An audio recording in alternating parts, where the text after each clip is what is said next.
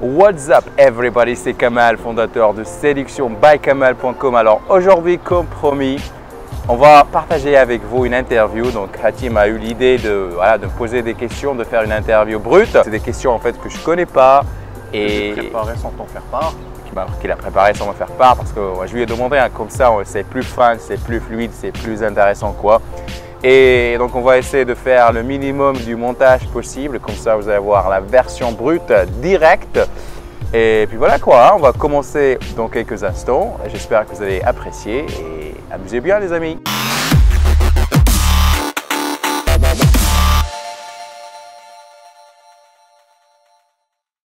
Salut Kamel. Salut mec. Tout d'abord, comment ça va aujourd'hui? Bah écoute, excellent, je me suis réveillé à 6 h du mat, j'ai fait du sport. Non, je suis en train de mentir. Je me suis réveillé à 11 h, j'ai fait un rendez-vous avec UPS. Et voilà, on est en train de kiffer la life dans ce beau parc ici à Varsovie. Bon voilà. Je suis en visite chez toi pour ces 3 jours. Je sais. Tu m'as invité à venir vivre mon premier concert de Coldplay. Oh waouh.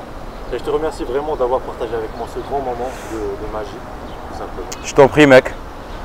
Et donc avant de partir, pour pousser tes émotions un peu plus loin, je t'ai proposé hier de te faire une interview naturelle, simple et brute, sans préparation et durant laquelle tu vas répondre spontanément et ouvertement à toutes mes questions et sûrement aux questions de beaucoup de tes fans et amis.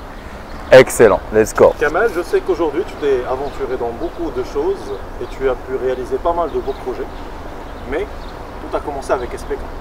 Bien sûr. SBK 2017. 2007.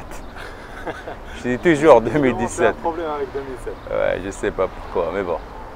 Ouais. Voilà, j'aimerais que tu nous racontes un peu comment ça a commencé sur SBK et pourquoi ce choix déjà. Alors c'était déjà, je pense, en 2005 quand j'avais le cœur brisé après une histoire d'amour à la con avec une fille qui m'a trompé avec quelqu'un et ça m'a beaucoup blessé. Et donc j'ai décidé en fait de prendre ma vie en main, de me venger. D'ailleurs on a parlé de ça dans la vidéo d'hier, hein. On a parlé de pourquoi je me suis lancé en séduction.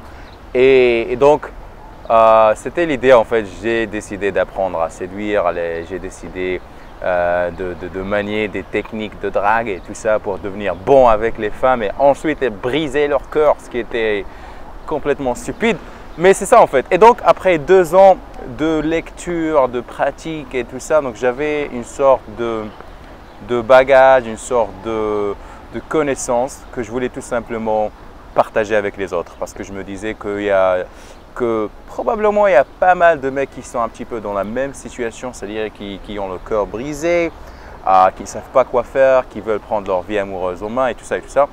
Et en fait, c'était plutôt, on va dire, c'était plutôt plus fort que moi parce que j'avais tellement de connaissances que j'avais ce besoin en fait de les partager.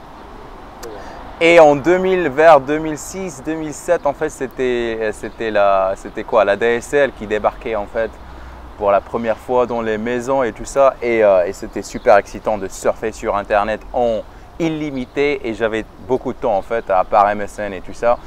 Je devais trouver quelque chose et donc c'est là que j'ai lancé le blog. Je me suis dit bon voilà, je vais raconter mes histoires avec les filles et j'ai commencé par justement raconter des histoires et après il y avait pas mal de monde, il y avait 300 visiteurs dès le 3e jour. Après une semaine, j'avais 1000 visiteurs par jour et là je savais qu'il y avait du potentiel. C'est ça en fait.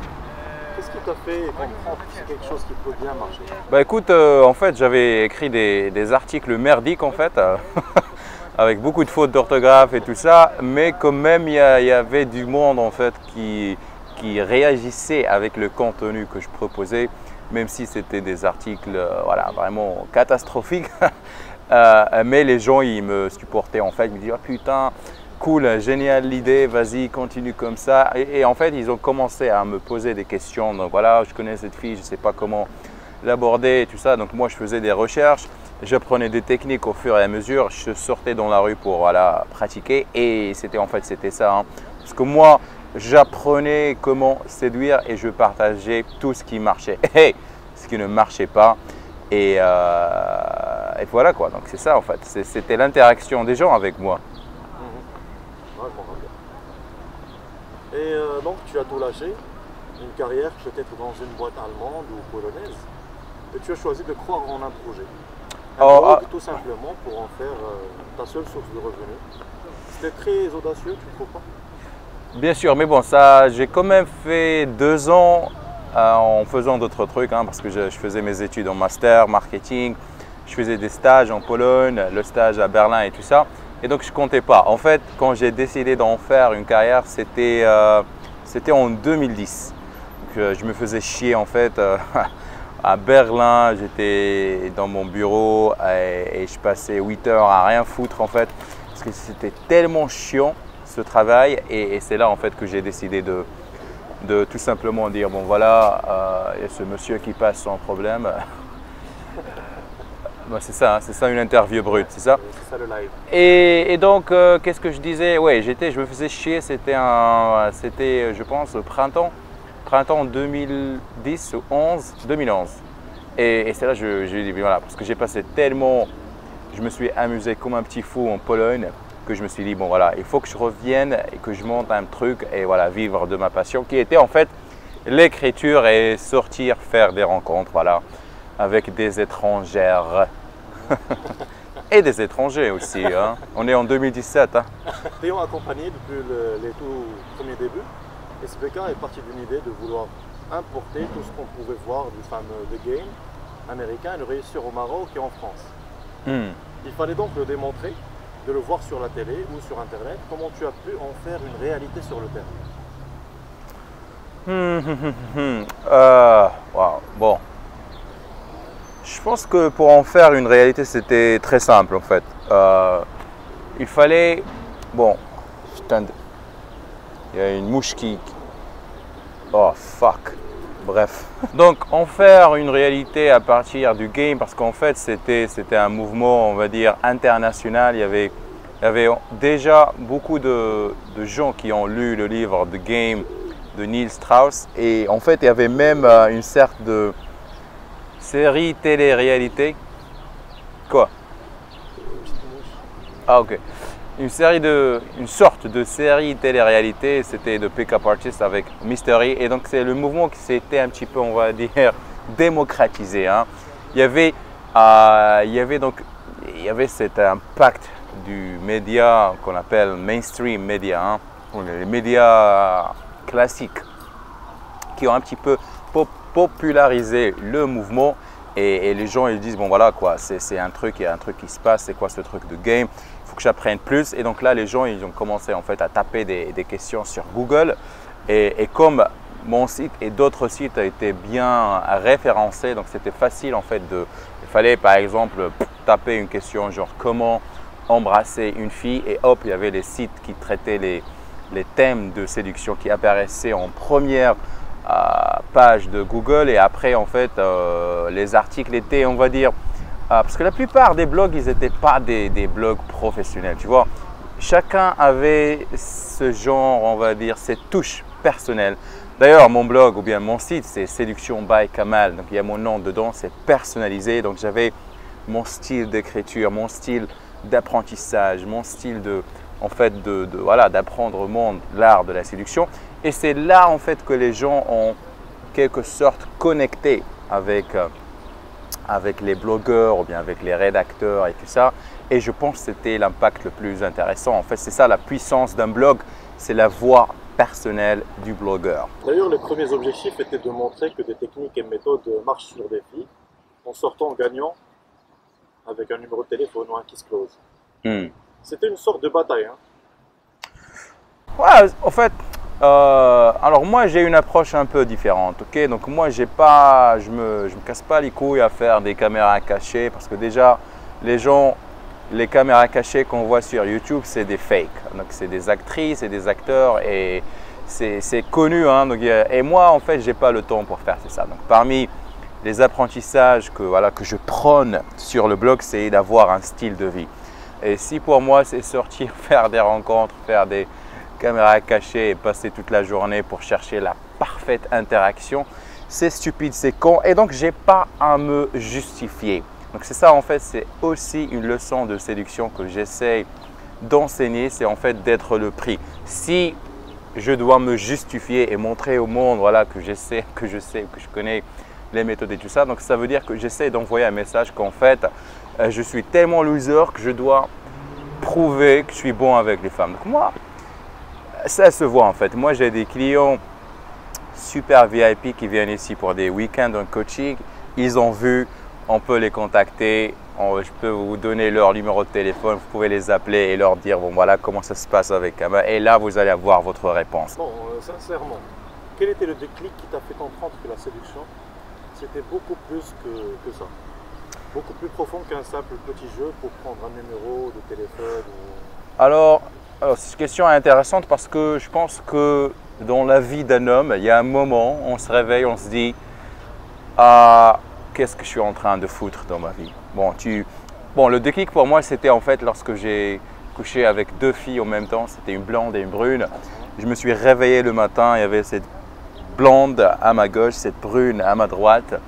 Et je me suis dit, bon voilà, je rêvais de coucher avec deux nanas. Maintenant, c'est fait, alors c'est quoi la prochaine étape? What's next?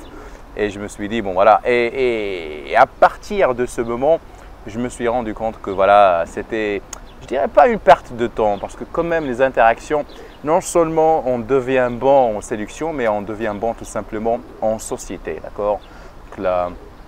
Être capable d'influencer, pas manipuler, mais d'influencer les autres et de toujours avoir ce qu'on a envie d'avoir. Et donc ça, je pense, c'est comme je l'ai dit, hein, c'est ça. Dans la vie d'un homme, il y a un moment, on se réveille, on se dit bon voilà, il faut que j'arrête mes conneries, il faut que je fasse quelque chose, que j'impacte le monde avec voilà, un truc, un projet, une passion, une mission. Et donc ma mission, c'était tout simplement de faire comprendre aux gens, ok, c'est cool de rencontrer des filles, de coucher avec elles, de faire la fête, de faire la fiesta, de se bourrer la gueule, voyager et tout ça et tout ça et tout ça. Mais il faut voir, comme on dit, il faut voir le long terme, d'accord? Donc c'est-à-dire, parce que bon voilà, en tant qu'homme, on a juste envie de rencontrer cette fille, cette belle fille intelligente qui va prendre soin de lui et qu'on va prendre soin d'elle aussi, hein, et de construire quelque chose de beau dans cette vie, hein, parce que voilà, on a beau rencontrer des femmes, on a beau coucher à gauche et à droite, mais en fin de compte, on a tous envie à l'intérieur, on a juste envie de rencontrer the one. Et c'était ça le déclic en fait. Dis-moi Kamal, tu te rappelles de… Dis-moi Kamal. Dis-moi Kamal. Ouais. Dis-moi Kamal, tu te rappelles de ton premier râteau de débutant? Mon premier quoi? Atout? Râteau. Râteau. Ah, le premier râteau. Let's see. Mon premier. Bah, j'ai tellement de râteaux. Hein, il faut que. Alors, le tout premier râteau. Ah, ok. Alors, je me rappelle, j'ai vu cette fille dans la rue. Elle était superbe belle, une taille magnifique, taille mannequin et tout ça. Et donc, elle m'a en fait, on s'est croisés en fait dans la rue. Et moi, j'étais, waouh, je devais tout simplement, je devais appliquer la règle des 3 secondes pour passer à l'action, mais malheureusement, je ne l'ai pas fait hein, parce que j'étais débutant, je ne savais pas. Et je dis ça, c'est ridicule, mais bon, je pense que je suis pour la rattraper en fait, et ça a duré 15-20 minutes parce qu'elle marchait tellement vite, je n'arrivais pas à la rattraper. Et quand je l'ai enfin fait, j'étais essoufflé en fait. Et avant même d'ouvrir ma bouche, elle m'a dit bah, écoute, j'ai déjà un copain, bye. Ah ouais. Et donc, oh putain, j'ai couru pendant 20 minutes, laisse-moi respirer. Et puis voilà, je lui dis bon voilà, ok, bonne chance, merci, au revoir, bonne journée madame, et je me suis cassé. Mais bon, le râteau, hein, ça fait partie du jeu, donc c'était quelque chose de normal. Hein. Et qu'est-ce que tu en as appris vraiment? J'ai appris qu'il ne faut jamais en fait courir après une fille. Hein. Il faut jamais. Si on n'aborde pas dans les 3 secondes qui suivent, oubliez l'approche parce que ça ne sert à rien. Vous allez perdre et du temps et de l'énergie et vous allez passer pour un idiot tout simplement. Donc on ne court jamais après une fille. Jamais. Ok. As-tu regretté des comportements que tu as eus avec les filles à cette époque? Est-ce que pas vraiment. Ok, ce que je regrettais en fait, c'est de ne pas passer à l'action. Parce que moi, j'apprenais la séduction d'une manière assez scientifique, je dirais. Il fallait appliquer méthode A, méthode B, moment C, blablabla. Et donc, à certains moments, j'embrassais pas les filles. Donc, je concrétisais pas les choses avec elles parce que je devais attendre, je sais pas, qu'elles disent ça ou ça. Donc, c'était mécanique, c'était chiant. Et j'ai raté de très belles opportunités parce que j'arrivais pas à lire les signaux qu'elles m'envoyaient, d'accord? Et si, parce que d'ailleurs, on doit en faire une vidéo, en fait, c'est les niveaux de séduction. Il y a le niveau débutant, le niveau intermédiaire et expert. Le débutant, c'est lui qui, voilà, c'est la personne qui lit des techniques, qui apprend à la lettre. L'intermédiaire, c'est le mec qui essaie un petit peu, qui arrive en fait à s'en sortir sans appliquer des techniques. Et on a le niveau expert, donc là on a juste envie d'être soi-même, c'est-à-dire pas de technique, zéro technique. On a juste, voilà, si tu as envie d'embrasser une fille, tu le fais et ça marche parce que tu as tellement confiance en toi, tu as tellement de charisme que ça marche. Donc là, c'est les étapes. En fait, je dois noter ça. Je devrais faire une vidéo sur les niveaux de séduction. Je pense que ça va être important pour les fans et les lecteurs de SBK. Mais sinon, pour répondre à ta question, je ne pense pas que j'ai des moments. C'est juste les moments que j'ai ratés, en fait, les opportunités que j'ai ratées. C'est tout. Et est-ce que tu regrettes une de tes conquêtes de l'époque? Une fille qui t'a vraiment marqué? Bah écoute, ça continue de marcher, de me marquer en fait. J'ai rencontré l'été dernier une fille qui était sublime, absolument magnifique. Et c'est ça ce qui est beau dans la séduction. On a beau tout apprendre, on a beau tout connaître sur la séduction, mais en fin de compte, hein, on est un être humain, on fait des erreurs et tout ça. Alors elle, Dominica, elle était tellement belle, tellement magnifique que j'ai perdu tout ce que je connaissais sur la séduction. Donc j'ai fait des erreurs de débutant, je l'appelais tout le temps, je répondais à ses textos au tac. Donc c'était, en même temps pour moi c'était romantique, hein. C'était assez exceptionnel parce que je voyais ce débutant en moi. Je me disais, bon voilà, j'ai toujours des sentiments, hein. Je peux toujours craquer pour des femmes parce qu'à certains moments quand on rencontre plein de femmes, c'est comme si une part de toi c'est mort, hein. Tu n'as plus de feelings, tu n'as plus de sentiments, d'émotions. Mais avec cette fille, hein, Dominica, donc ça m'a chamboulé en fait. Et voilà, c'était le coup de foudre, c'était cool en fait, c'était marrant. Très bien. Après toutes ces années passées sur SBK quand même, et avec un certain recul, quel est ton meilleur souvenir de cette aventure qui a duré quand même 10 ans? C'est-à-dire niveau professionnel ou bien rencontre? Rencontre, niveau professionnel, personnel. Alors, je pense que personnellement, ok, je vois. Donc, pendant ces 10 ans, en fait, c'était un client que j'ai coaché, hein, Laurent. Il avait 45 ans, il habitait à Bordeaux, il habite à Bordeaux en ce moment. Donc, il m'a contacté en 2013. Il m'a dit, écoute, je suis divorcé, j'ai tout perdu, hein, et j'ai envie de reconstruire ma vie et voilà, tout simplement faire une révolution dans ma vie amoureuse parce que ça fait quand même 15 ans que je suis marié et je ne sais plus comment parler aux femmes, je ne sais plus comment les aborder et tout ça et tout ça. Et donc, il m'a dit, est-ce que tu peux m'aider? Donc voilà, j'ai dit, oui, ah oui, avec plaisir. Et son objectif, en fait, c'était de rencontrer une femme et se marier avec elle. Et après 2 ans de coaching, on a réussi, en fait. Il s'est marié l'été dernier. J'étais invité au mariage et je pense que c'était le plus beau, on va dire, succès, la plus belle récompense que voilà, c'est d'arriver, c'est en fait de prendre en main quelqu'un qui était, je dirais pas nul, hein, mais qui était complètement voilà, perdu, un homme confiant, charismatique, qui a une belle femme, une belle polonaise. Parce qu'en fait, je me rappelle de notre premier rendez-vous, je lui ai dit c'est quoi ton objectif Laurent? Il m'a dit bah écoute, j'ai envie de faire 3 gosses, 3 petits-enfants. J'ai déjà 4 mais je veux 3 de plus. J'ai dit ok, let's do it man. Bon, tu sais que cette interview est spontanée. Oui. Tu préparer les questions sans t'en faire part. Bien sûr. Donc je veux aussi que tu nous parles des mauvais moments, des moments où tu as douté de tout ce que tu faisais. J'ai douté.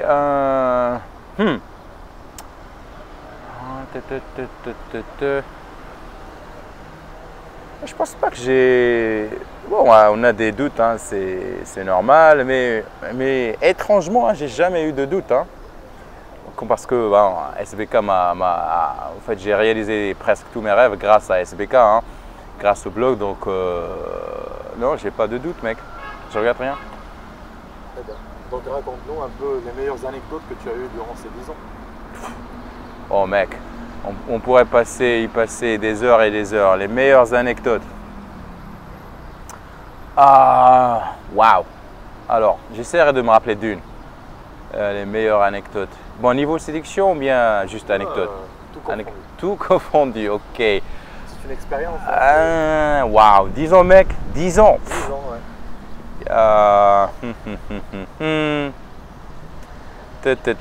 Alors, on va dire anecdote.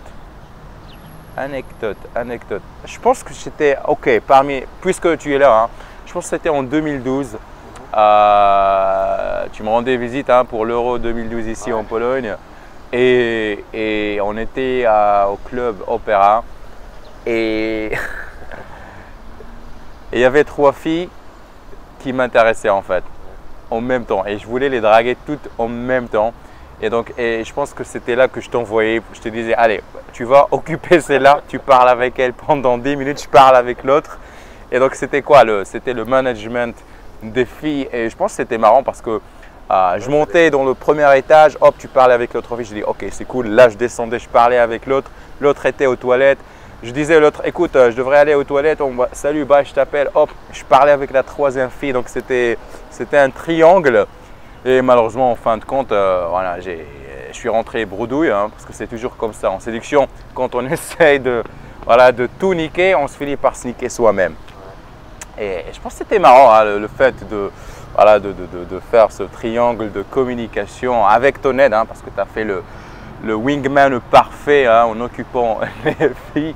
Et je pense que c'était cool. Hein. Et autre anecdote, c'était aussi, je pense, cette fille en fait ça en fait on a un article sur le blog, hein, qui s'appelle Je m'appelle Kamalopolis. Cette fille en fait était assise sur le banc. Elle s'apprêtait à rentrer chez elle, je pense que c'était minuit en fait, et je l'ai abordée avec une énergie de fou. Je lui ai dit, écoute, tu fais quoi assise là? Elle m'a dit, écoute, je suis fatigué, je rentre chez moi. Je lui ai dit, non, tu rentres pas chez toi. Donc je l'ai pris par la main, je lui ai dit, écoute, on va rentrer en boîte, on va danser. Et là, j'ai passé une nuit de fou avec elle. Et ça, c'est juste pour prouver que l'énergie, c'est l'élément le plus important en séduction. Quand vous avez une énergie grandiose, une belle énergie, vous pouvez tout faire. Ça, si je devrais partager une leçon, c'est l'énergie. L'énergie. D'ailleurs, c'est pour ça que j'ai expliqué dans ma méthode les 9 éléments de la séduction. La lettre E, c'est pour énergie, c'est une étape. Donc voilà, allez-y, téléchargez le livre si vous l'avez. Donc c'est un livre que j'ai écrit en 2010 déjà. Donc, mais c'est toujours important de lire. Donc, il y a quelques années maintenant, tu as commencé à développer d'autres projets en parallèle. Oui. Notamment Glamorous Pochette, East VIP, et aujourd'hui ce beau projet, Meknès. Est-ce un abandon de SBK ou est-ce que c'est parce que ça ne te rapporte plus rien aujourd'hui? Alors SBK, donc bon, il y a une entreprise derrière SBK qui s'appelle SBK Coaching, donc c'est une société à responsabilité limitée. Donc on a en fait la possibilité de lancer des projets sous le même toit, hein, techniquement parlant. D'accord, donc pour moi, pour quelqu'un qui prône le lifestyle, pour quelqu'un qui prône le fait d'être entrepreneur, hein, donc il faut que j'applique mes propres leçons. Et donc, tous les 2 ou bien 3 ans, j'essaie de lancer un projet pour garder la motivation. D'accord? Donc, on a lancé Glamorous Pochette, on a lancé East VIP et maintenant Meknès. C'est un projet que j'ai lancé sur Kickstarter. On a réussi à collecter la somme de 50 000 $, donc ce qui est pas mal pour en faire une première production. Donc, voilà, c'est parce que moi, en fait, malheureusement, je suis quelqu'un qui s'ennuie assez rapidement. Donc si je n'ai pas quelque chose à faire, Donc je risque de lâcher et donc justement de lâcher SBK, mais je ne peux pas lâcher SBK. Comme je l'ai dit, il y a tellement de potentiel et c'est une entreprise qui peut durer des années et des années parce qu'il y aura toujours des gens qui auront besoin d'un conseil au niveau de leur vie amoureuse parce qu'on a toujours, c'est le sujet. D'ailleurs, en parlant d'entrepreneuriat, les mecs, si vous voulez lancer des business sur Internet ou bien des blogs, il faut que ça soit sur un sujet financier, les finances, la santé et l'amour. 3 gros sujets que vous pouvez exploiter. Donc, je lance des projets juste parce que je suis quelqu'un qui aime bien entreprendre, qui aime bien se bouger et pas faire que des articles, des vidéos, c'est cool, mais les 3 premières années, c'était cool, c'était fun, mais maintenant, c'est du travail. Hein. Il faut que je me motive pour faire ce genre d'activité et c'est pour ça que j'ai d'autres activités qui, juste pour équilibrer. Donc, équilibre et calibrer, c'est le mot clé ici, c'est équilibrer. Très bien. Comment tu vois alors cette évolution dans les 5 ou 10 années à venir? Alors, dans les 5-10 années à venir, alors je pense que on va garder quand même je ne sais pas comment ça se fait parce que Internet ça évolue à une vitesse énorme donc on peut pas sur Internet on peut pas prédire l'avenir, mais je peux te dire que dans les 2 prochaines années on va continuer à faire des articles, faire des vidéos, faire des activités de coaching et honnêtement je sais pas mec, j'ai aucune idée mec. Niveau mes autres projets, ok, je peux dire que je vais lancer une boutique, je vais lancer un shopping center. Oui, mais niveau SBK, ce sera des articles, ce sera toujours des livres. Alors, moi je pense que, parce que là j'ai 32 ans, et je pense, si je rencontre la bonne personne, je pourrais me mettre en couple et ça pourrait devenir quelque chose. Donc, au lieu d'écrire sur la séduction, l'abordage des techniques, on pourrait écrire sur la vie de couple. Donc, ce qui est l'amour, ce qui est l'étape la plus compliquée, la plus difficile parce que moi, honnêtement, à ce niveau-là, je n'ai pas beaucoup d'expérience et je pense que ça pourrait être intéressant de partager des leçons d'amour. Je sais que ça sonne un peu cheesy, comme on dit en anglais, mais on va le faire. Parfait. Donc, comme tu l'as bien dit, c'est un marché, c'est un monde qui demande beaucoup de capacité d'adaptation.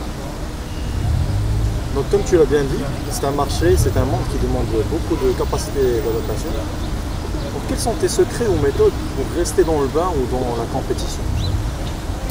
Tout simplement, il n'y a pas de secret, il faut être soi-même. Parce que moi, mon site se démarque des autres parce que c'est naturel. Parce que c'est spontané, donc il n'y a pas de. J'essaie pas de donner des phrases à la con ou bien des mots, des méthodes mot par mot, parce que moi on a envie quand les gens comprennent en fait que le fait. Les mecs, mauvaise nouvelle en fait, on a perdu la deuxième partie de l'interview parce que la caméra s'est éteinte, je ne sais pas pourquoi, et malheureusement. Vous allez écouter la suite de cette interview avec la voix seulement. On s'excuse pour cet incident technique, mais c'est ça en fait la beauté du live, la beauté d'une interview brute. Et puis voilà quoi. Si vous avez des questions, n'hésitez pas à me les poser. Donc bon spectacle ou bien bonne écoute. À très vite. Développer un style de vie, de développer des passions, ça suffit pour en fait rencontrer la bonne personne.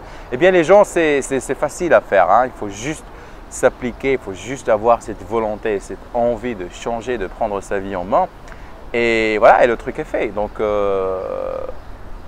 se démarquer, c'est être, je sais que être soi-même c'est un conseil stupide, mais niveau compétition, concurrence, je pense que c'est ce qui a fait de SBK parmi les premiers sites en séduction qui continuent d'exister en fait. Parce que ça fait 10 ans maintenant, je pense qu'il y a seulement 2 ou 3 sites qui restent de cette époque, de l'époque 2007 ou bien 2006 où tout a commencé en fait. Et donc en restant fidèle à soi-même, tout simplement en survie. Donc il y a bientôt 8 ou 9 ans que tu es tombé amoureux de Varsovie. Cette belle femme, mystérieuse et audacieuse comme tu aimes le dire. Un projet de mariage bientôt avec cette femme? Hey mec, je sais pas encore, mais hein, je suis ouvert d'esprit, I'm open-minded, donc on sait jamais. Hein. Si l'opportunité se présente, pourquoi pas? Parfait. Donc on va se projeter un peu dans le futur. Dans 10 ans, est-ce que tu te vois toujours vivre ici à Varsovie? Oh bah, ça dépend s'il est… je sais pas encore. Donc là, je suis pas quelqu'un qui fait des projets sur le long terme. Hein. Donc là, on est en train de kiffer la life. Il y a de belles femmes autour, de beaux gens. Donc on est tranquille ici. Je vais pas parler politique. Mais pour le moment, on est bon. On est bien ici. Il n'y a pas beaucoup de… Tu vois ce que je veux dire, hein, on est tranquille. Et je peux te dire que dans les 2 prochaines années, oui, je vais être là. Mais après, je ne sais pas trop. Hein, parce que je suis toujours ouvert d'esprit, comme j'ai dit. Hein. Je saute sur les opportunités si je rencontre, je ne sais pas, une femme milliardaire qui me dit « Écoute, j'habite en Californie, est-ce que ça te dit de venir habiter avec moi ?» Bah, je ne vais pas dire non. Hein. Donc voilà, je reste ouvert d'esprit et on verra. Hein. Parfait. Après en avoir réalisé pas mal, quel est ton plus grand rêve aujourd'hui? Mon plus grand rêve, alors là ça va être, je pense, justement en parlant de Californie, je rêve d'avoir cette maison avec une piscine et une vue sur Hollywood. Tu vois, là je vais organiser des soirées pour mes potes, avec ma femme ou bien ma copine ou bien avec voilà, mon chien, je n'en sais pas. Hein. Donc voilà, j'ai cette vision, j'aimerais bien avoir une superbe villa avec une superbe vue sur Hollywood. Ça c'est mon rêve. Hein. Réaliser tous ces films et séries que exactement, entourage, ouais, exactement, entourage. C'est de ça que je parle. Ouais. Donc avoir son entourage de potes et d'amis, faire la fête, kiffer la life ensemble. Donc voilà, c'est ça. Un empire avec des centaines d'employés? Ouais, pourquoi pas, hein. Ça serait pas moche, mais pourquoi pas. Hein. Très bien. Donc pour finir, je te dirai des mots et tu devras… Donc pour finir, Donc pour finir, je te propose de faire une pause comme ça. On peut faire cette action, il n'y a pas de souci. Hein. Gad Malais le fait, Jamad Debbouze le fait. Hein. Pour finir… J'ai pas pris les comprimés. J'ai pas pris mes comprimés. Bon, vas-y. Donc, pour finir… Vas-y. Donc, je vais voir si le truc s'enregistre en fait. Yes. Vas-y. Donc, pour finir, je te dirai des mots et tu devras me les qualifier par un mot ou une petite phrase. Ok. Essaye. Travail. Fun. Amour. Challenge. Amitié. Crucial. Maman. Crucial. Maman Leïla. Avenir. Incertain.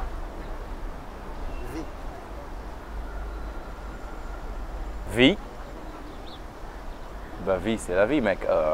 Je sais pas quoi. La vie, c'est le plus important. Hein. Succès. Important. Pays. Stratégique. Racine ou origine. Faut jamais oublier. Cuisine. Ah, mec. Crucial aussi. Hein.